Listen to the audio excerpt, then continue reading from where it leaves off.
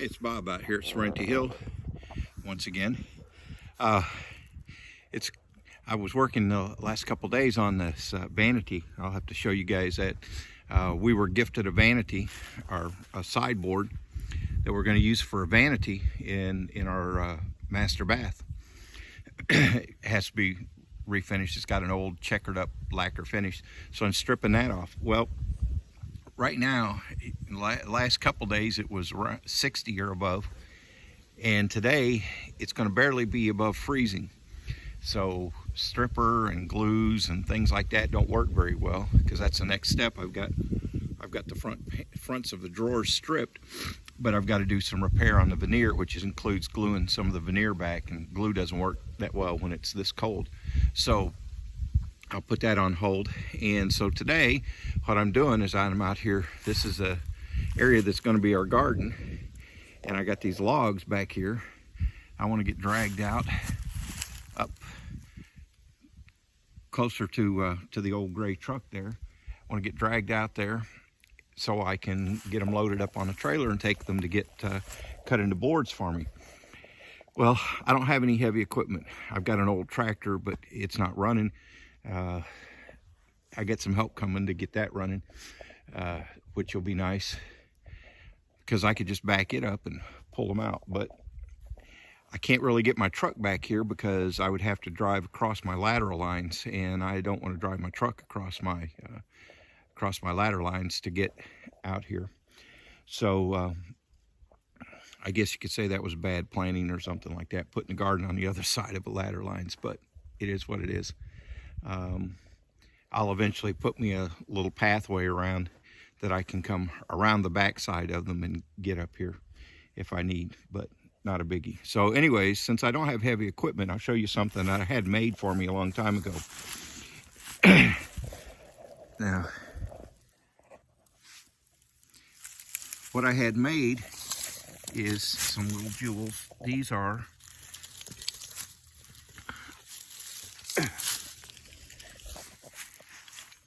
wheels that I had made, a set of wheels. As you can see, it's just 1-inch square tubing with a V on it. Got rings at the top that I can attach a ratchet strap to, and then wheels, and it's V-shaped. I'll just I got two of those. I've got two of those, so what I'll do is put one under each end of a log, and then I can grab the strap and I can pull that.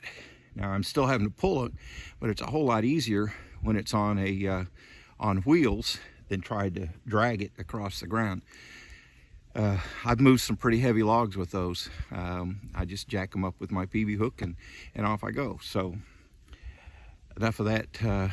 I'll set this thing back up and I'll start dragging logs.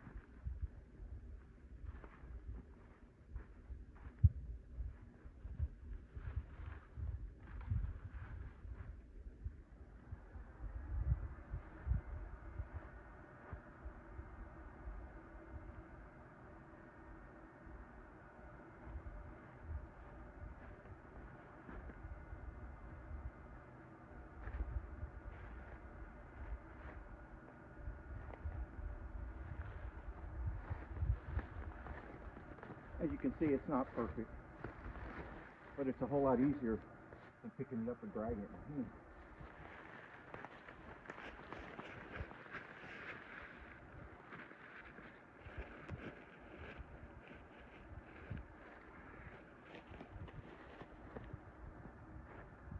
I don't know why this one keeps going crooked.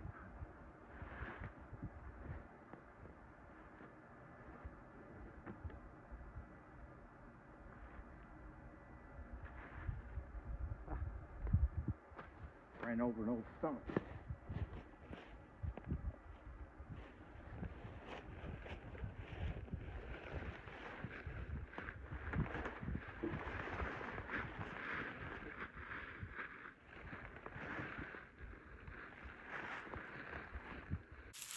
All right. Well, I got that one. Well, I got two of them hauled out, and I got a flat tire on one of my little cart deals, little wheel deals. So that's a pain in the neck. I bought the pneumatic tires. I should have bought the solid ones. So I have to fix that. In the meantime, I got hung up. Goodness gracious. In the meantime, you know, a lot of people talk about getting an electric chainsaw to deal with small stuff and small jobs. Well, I thought about going and getting an electric chainsaw, but I've got this monster Milwaukee sawzall. This thing is pretty tough. Uses the M18 batteries. I've got here a high demand 9 amp hour battery on it. Lasts quite a while. And this has got a 6-inch Diablo pruning blade on it, carbide tipped. You can plunge that into the ground, it doesn't dull it. So when I'm dealing with stuff, I've cut trees, I've cut, you know, 4-inch trees down with this. If I were to go ahead and get the 9-inch blade, I could deal with stuff that's bigger. But when I get to when I have to cut up this brush around that I got piled up here to put it in underneath my beds and things like that, why, instead of spending the money for an electric chainsaw, I'll just use this thing. It's already paid for, and it's a beast. It does a great job. So right now I've got this log that I want to haul out next after I get my flat tire fixed, which is a real shame. This is a little aside, but what I will end up doing, instead of buying a tube to put in that tire, this is what's a real shame about today's society. And I'm going to be guilty of throwaway, I guess. But it costs like $1.50 more at Harbor Freight to get a solid rubber tire, solid rubber wheel assembly. It costs about $1.50 more than it does to get a tube to put in the one that's flat. Isn't that a shame? So I'll just, instead of buying a tube and taking time to fix it, I'll end up taking that one and I'll either throw it in my scrap heap to deal with later, or I'll throw it away and I'll put a solid rubber wheel on, which will work fine for where I am. That way I don't have to worry about it going flat again. But that's a pretty sad thing about today's society. But that's another reason why I like buying quality tools, is because then they're not just a throwaway. This thing, hopefully, knock on wood, will last for a while. So I got to trim some little branches off, and back here I've got a little tree that I've got to cut down because it's in the way of being able to roll this log to where I need to go, and it would have to go anyway because of where it is in the garden. So I'll cut it down using my handy dandy sawzall.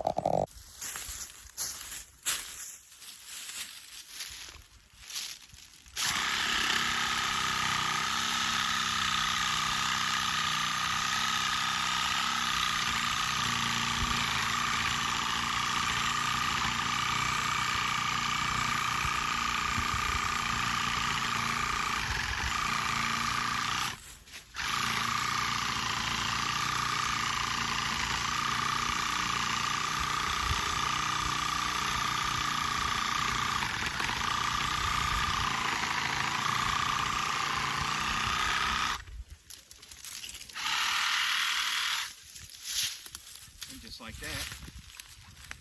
I've got this little thing down and out of my way. My sawzall.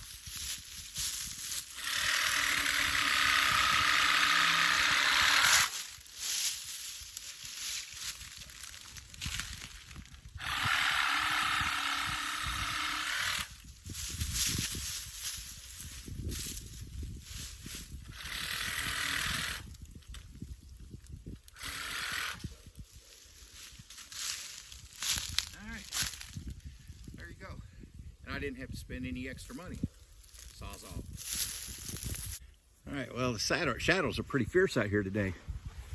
The sun is really bright in the sky. That's a beautiful day.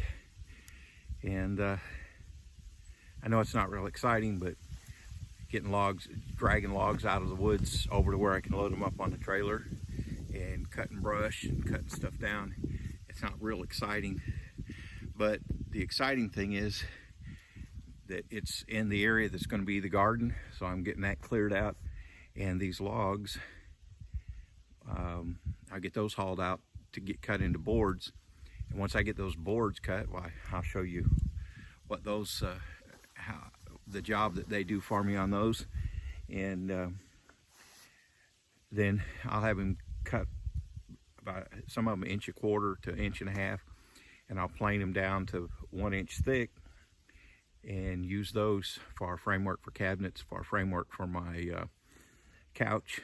And some of them I can split down even thinner. For 1.5 inches, I can split down thinner, edge glue together and make panels for doors and things like that. So, and probably one of these logs is going to end up being used to make a barn door for the bathroom. What we've decided to do on the bathroom, instead of using a swing door that swings in, because that takes up floor space, and Deb likes barn doors, so that would be a good application. It'd be in the hallway, and I'll put a barn door in the bathroom, and instead of buying one, I've got all this beautiful oak that I'm getting cut. So I'll just make a solid panel oak barn door. Be nice and substantial, and that'll be our bathroom door. So, all right, back to it. I got some more brush to cut. And I guess this afternoon when we go into town, I'll stop by Harbor Freight and I'll buy me another wheel. Because I tell you, that last log that I hauled is probably half the size of this next one that I've got to haul. And it was a chore. I was trying to figure out why it was so hard compared to the first one I pulled out. And then I realized I had a flat tire. And it was dragging more than it was rolling, so that just added to my work. And I'm not going to try it with this big heavy log here. I'll get some good boards out of this next one. All right, that's it for now. That's all we're doing out here is just work on a nice sunny day, trying to keep my ears from freezing off, and just another day in the life. Thanks for watching. Like and subscribe. Tell your friends if you like it. If you don't like it, please don't tell your friends. And we'll talk at you next time. Bob, Serenity Hill. Have a good one. Don't be afraid to try something you've never done before.